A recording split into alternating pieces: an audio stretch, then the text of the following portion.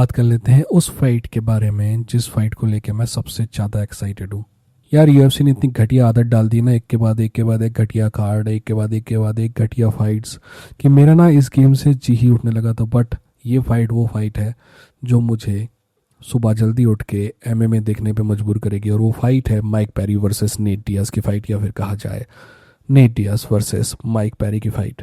वैसे इन सारी फाइट्स के बारे में जो स्टोरी लाइन वाली बातें थी वो हम पहले ही कर चुके हैं, तो अब आगे बढ़ते हैं। सबसे पहले हमें बात करनी पड़ेगी वेट की। यार ये फाइट जो है 170 पाउंड में होने वाली है। ये जो फाइट है ये 170 पाउंड में होने वाली है, और 170 पाउंड का नेचुरल हकदार माइक पेरी है, ना कि नेट डियाज। तो नेट डियाज के लिए ये जो वेट क्लास है थोड़ी प्रॉब्लमेटिक है। मुझे पता है कि नेट डियाज 185 में भी फाइट कर चुका है, पर वहाँ पे वो अंडर वेट ही था। और नेट डियाज उन फाइटर्स में से नहीं है जो सही तरीके से मसल बिल्ड करके ऊपर आते हैं और फिर थोड़ा सा नीचे जाके सेटल होते हैं, यानी कि मसल बिल्ड करते हुए 190 200 तक जाएं और फिर वेट कट करते हुए 170 तक जाएं। नेट डियाज अगर 170 पाउंड में फाइट कर रहा है तो आप ये मान के चलिए कि नेट डियाज का वेट ज़्यादा से ज़्यादा 185 182 187 तक होगा ज़्यादा से ज़्यादा।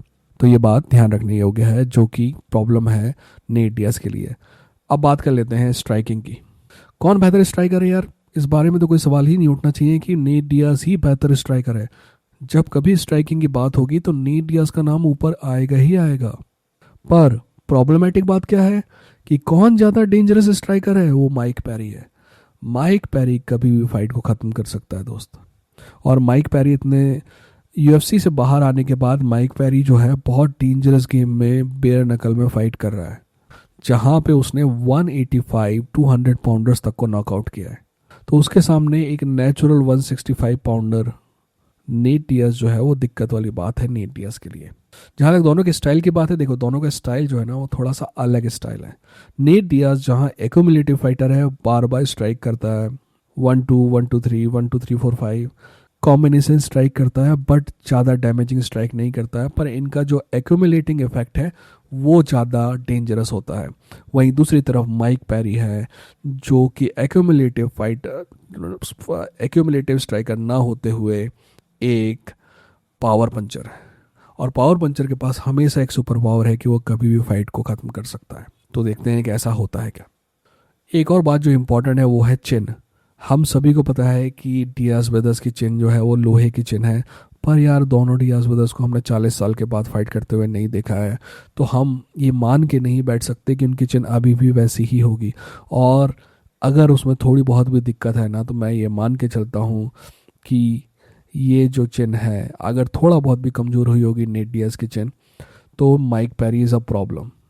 पर वहीं दूसरी तरफ नेट डियाज के पक्ष में ये बात जाती है कि ये जो फाइट है ये 5 राउंड वाली फाइट है। नेट डियाज अपने बुरी से बुरी हालत में भी बहुत अच्छा स्टैमिना रखता है। एक्चुअली माइक पेरी का स्टैमिना भी बुरा नहीं है।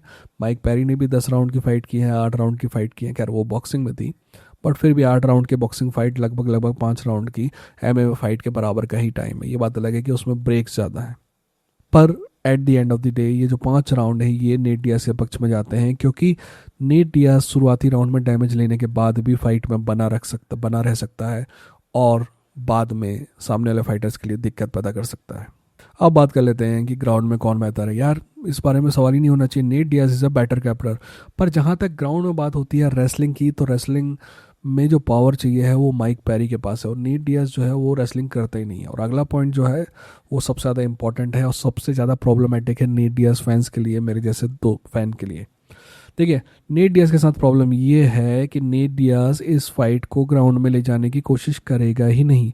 हाँ, अगर ये फाइट ग्राउंड में जाती है ना तो नेट डियाज उसको एक्सेप्ट करेगा, ग्राउंड में जाएगा, बट अपने तरफ से इस फाइट को ग्राउंड में ले जाने की कोई कोशिश नेट डियाज नहीं करने वाला है। और ये प्रॉब्लम है नेट डियाज के लिए, क्योंकि अगर ये फाइट स्ट्राइकिंग बैटल रहती है ना तो नेट डियाज के पास स्किल है, बट माइक पेरी के पास पावर है। मुझे इस बात से घंटा फर्क नहीं पड़ता कि कौन इस फाइट के बारे में क्या कह रहा है।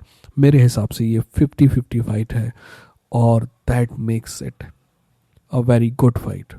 यार आपका टाइम भी इंपॉर्टेंट है, मेरा टाइम भी इंपॉर्टेंट है। अगर किसी फाइट का कंक्लूजन पहले ही निकल चुका है तो हम ना चूतिए हैं ना आप चूतिए हैं जो उस फाइट पर देख के टाइम वेस्ट करेंगे, क्योंकि उस पर जो रिजल्ट आने वाला है वो बाद में हम देख सकते हैं, और वायरल मोमेंट तो यूट्यूब में दिख ही जाएगा। पर ये फाइट जैसी फाइट जो है वो इस गेम को बेहतर बनाती है, क्योंकि ये 50-50 फाइट है, दोनों फाइटर जीत सकते हैं, इसीलिए मज़ा आएगा देखने में। मेरे से पूछेंगे आप, so of course I would like need dias to win. आप बताइएगा कमेंट सेक्शन में आपको क्या लगता है किसको जीतना चाहिए, कौन जीतेगा। चलते हैं अगली फाइट की तरफ।